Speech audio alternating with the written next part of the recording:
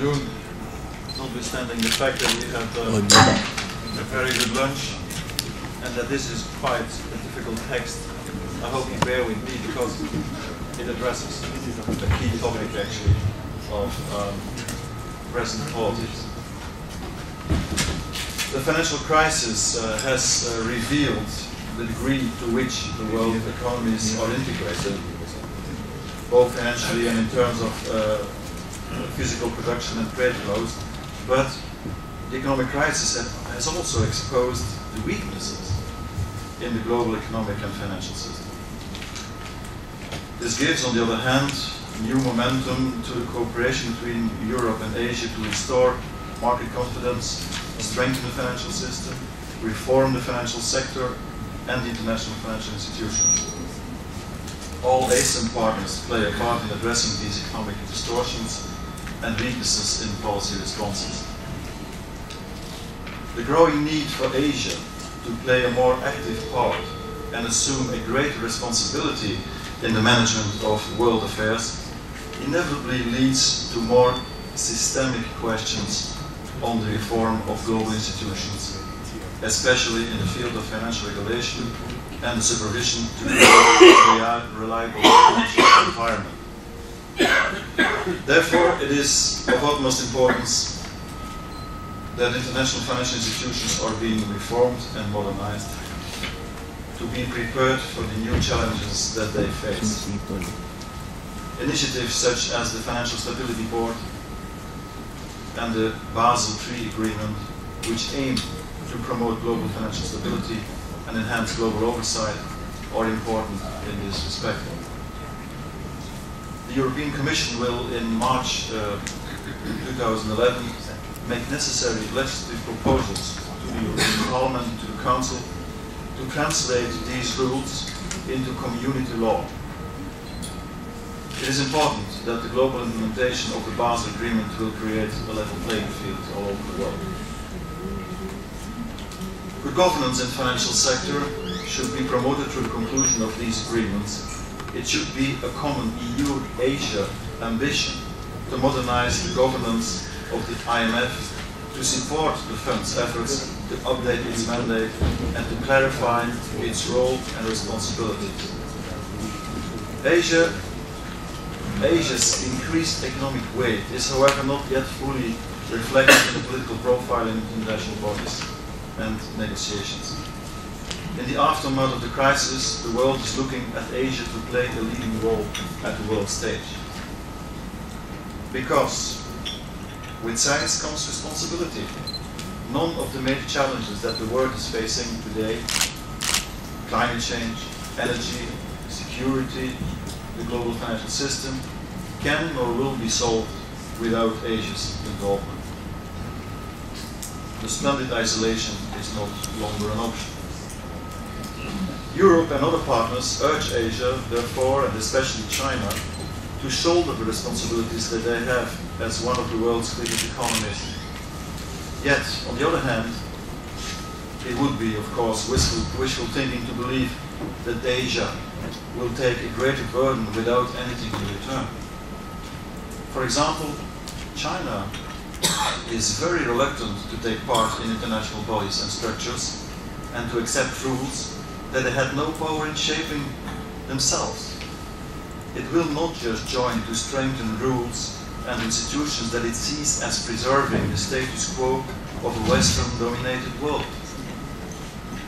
It is therefore desirable and necessary to adjust the shareholder and voting structures of the multilateral agencies to better reflect the economic might of emerging markets. When the first meeting of the G20 leaders was called, and that's already November 2008, the failure of the Lehman Brothers had shaken confidence in markets across the world. The sight of the leaders of the world's largest economies meeting in Washington, D.C. was reassuring for many, but it was crucial and new to include emerging economies, since leaders needed collectively to agree to stimulate domestic demand and not use the protectionism. Without the cooperation of China, India, Brazil, and others, these G7 countries of those days could have found themselves agreeing to row against a tide which would overwhelm them. The EU has played its role in launching the G20 leaders process and has provided much of the political impetus and substantive thinking. The strategy adopted by the G20 broadly underlines the European approach. It recognizes the need for government spending.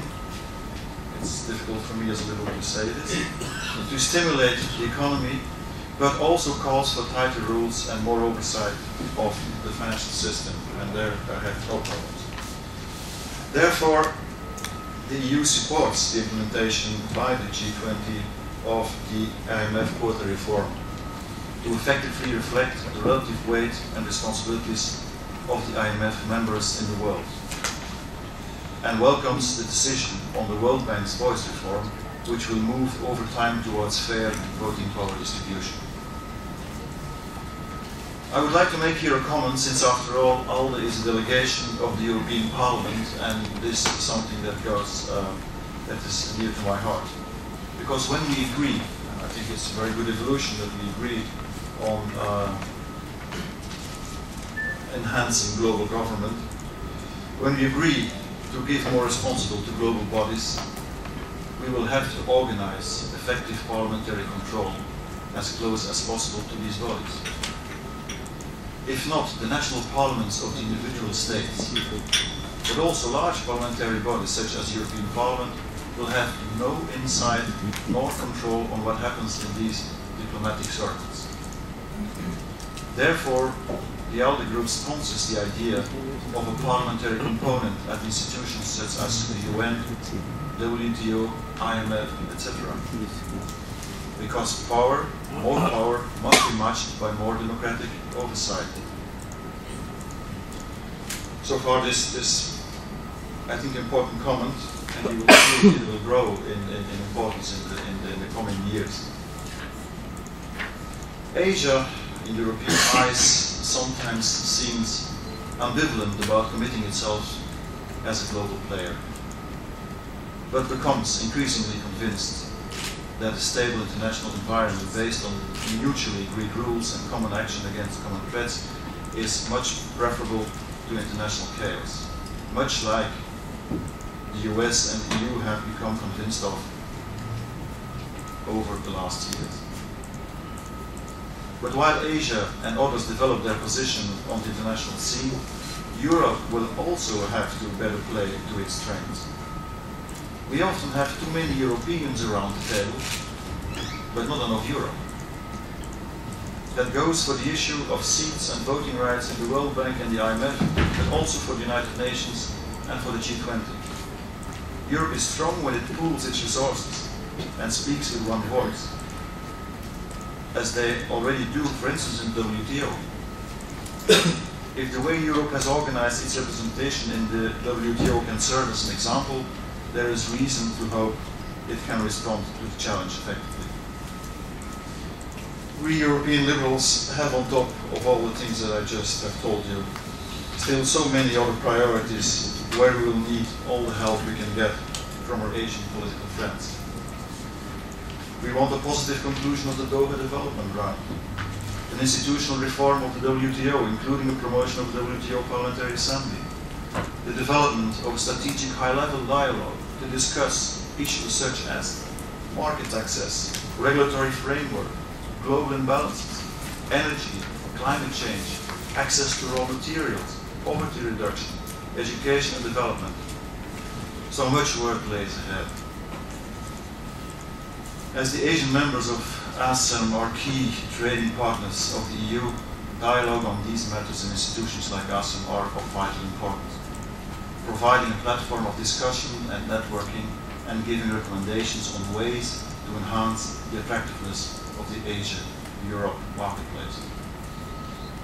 In conclusion, there are challenges ahead for global governance for Asia and for EU. For Asia, with major players such as China and India, but also with many other economic tigers taking on their responsibilities as main economic powers. Overcoming these challenges will be of mutual interest. as we can both flourish only in a healthy and balanced world economy with sustainable growth. Thank you.